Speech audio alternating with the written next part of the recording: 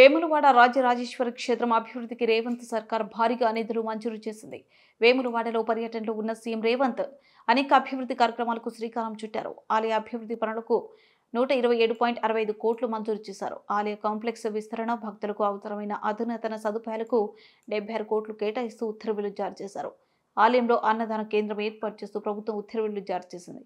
ఇందుకోసం municipal administration శాఖ 35.25 కోట్లు నిధులు విడుదల చేసింది. అలాగే ఆలయం నుంచి మూలవాగు బ్రిడ్జి వరకు ఉన్న రోడ్లను వెడల్పు చేసేందుకు 47.85 కోట్లు మంజూరు చేశారు.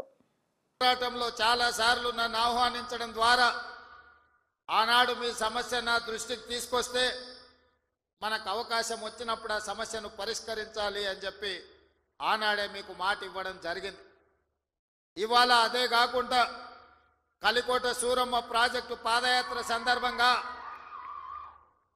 ప్రాజెక్టు మొత్తం కలే తిరిగి ఖచ్చితంగా అధికారులకు వచ్చిన వెంబడే ఈ ప్రాజెక్టును పూర్తి చేసే బాధ్యత కాంగ్రెస్ ప్రభుత్వం తీసుకుంటుంది అని ఆనాడు ఈ ప్రాంత రైతాంగానికి చెప్పడం జరిగింది.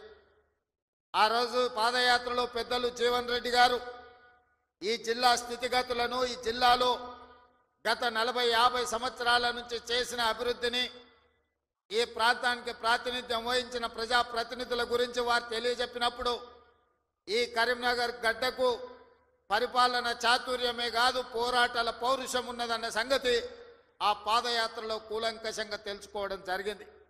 కొండగట్టు హనుమంతుడి ఆశీర్వాదం తీసుకొని ఖచ్చితంగా ఈ జిల్లా అభివృద్ధి కార్యక్రమాలలో ఆనాడు శ్రీరామ్ సాగర్ నుంచి మొదలు పెడితే శ్రీపాద ఎల్లంపల్లి ప్రాజెక్టు వరకు ఈ ప్రాంతంలో కట్టిన ప్రాజెక్టులు కాంగ్రెస్ పార్టీనే, మిగిలిన వాటిని పూర్తి చేసేది కూడా కాంగ్రెస్ పార్టీనే అని ఆనాడు మీ అందరికీ ఆ రోజు చెప్పడం జరిగింది.